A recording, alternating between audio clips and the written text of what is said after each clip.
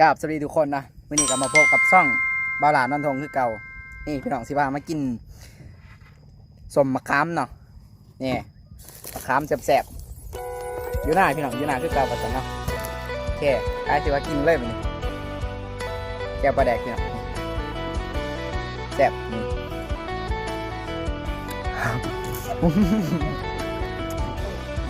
มาไหม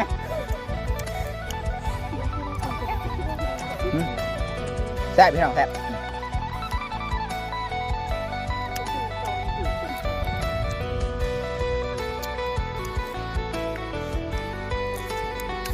นี่เดี๋ยวก็เข้ากองดี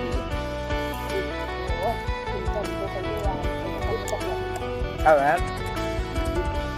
แซ่บพี่น้อง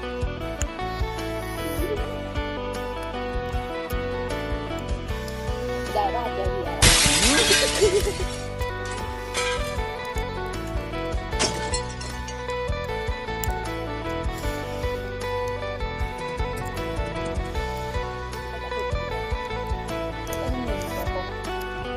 แซ่บพี่น้องครับ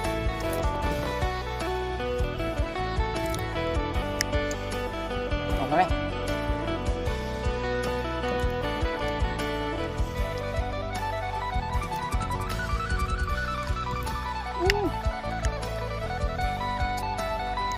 แซ่บพี่น้องโอ้ย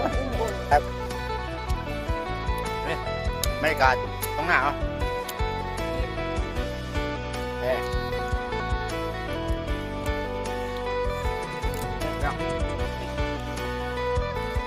แก้วปลาแดก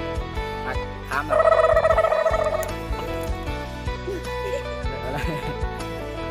มานี่ไปข้างนอกแก้วปลาแดกหวานทั้งหวานทั้งเผ็ดพี่น้องเร็วเด้ตอนปลาแดกบักใหญ่ผักเปียกพี่น้องด้วยผักกิสมแซ่บเลย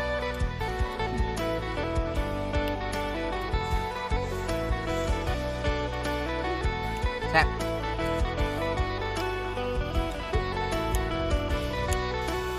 หมักแห้งด้วยก่อน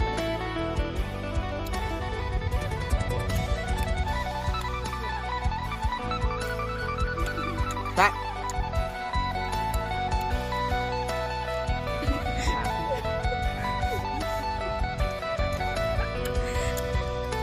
จับพี่น้อง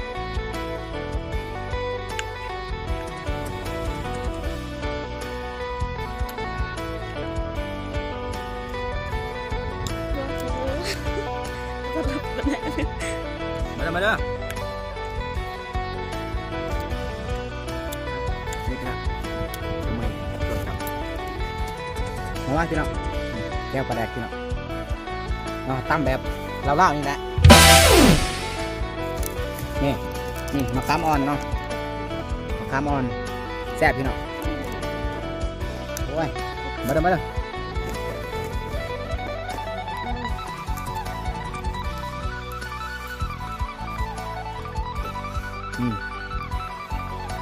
แซ่บพี่น้อง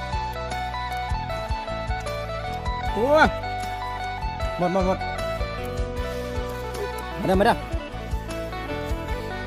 บรรยากาศงามพี่น้องฮะรอแซ่บเว้ย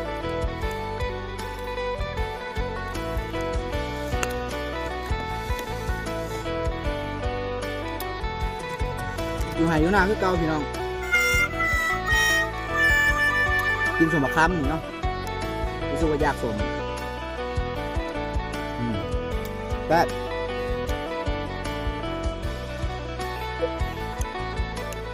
เฮ้ยรู้อ่ะแซ่บเนาะไปเด็ดโดนน้องไปกินเนาะไปกินกับมะขามอ่อนพี่เนาะโอ้เผ็ดแซ่บแซ่บมาเด้อพี่น้องมาเด้อได้พี่น้องเอามาเด้อกูได้อยู่ไหอยู่หน้าเนาะ ไว้มาให้มาหน้าก็มากินน้ำกันนะพี่น้องเด้ออยู่นี่ละอยู่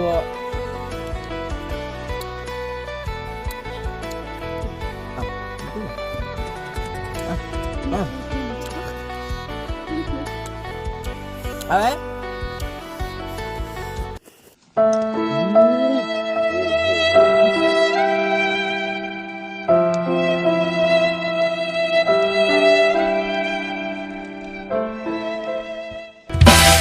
ฉีดต้นพะแดกพี่น้องดูที่จับโอ้ตักพี่น้องต้นพะแดกพี่น้องโอ้โอ้โอ้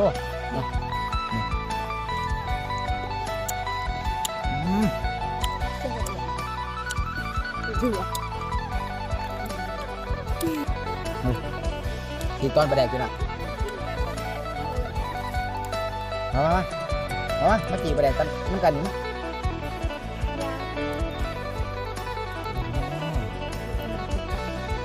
เฮ้ยมา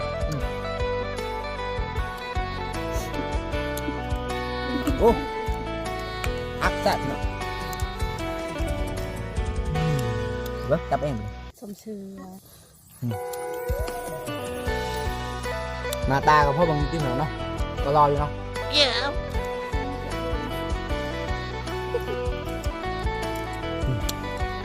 โอ้ยแซ่บพี่น้องปากกามีไว้แล้วมามาแต่ใส่นี่ มาจากเทียง โอ้มาแต่ยังหน้าวะโอ้มาที่สั่งมันเป็นกันแซ่บเลยนี่โอ้ยกำลังขัด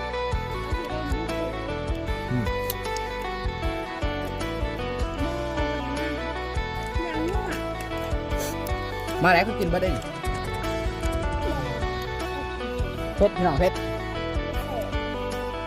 นี่มะต้องพี่น้องมะต้องจะมีเนาะมะต้องมะขามตีก้อนบะแดกพี่น้อง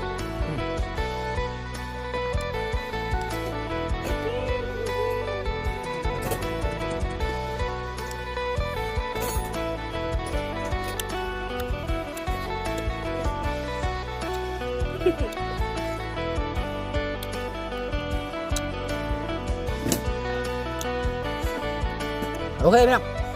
แล้วก็ขอจบคลิปเพียงเท่านี้ก่อนเนาะว่าจะได้ไปเลือกไปงานอะไรพี่น้องเนาะขอบใจพี่น้องใครที่เขามาเบิ่งคลิปนี้แหละก็กดไลค์กดแชร์ด้วยพี่น้องเด้อ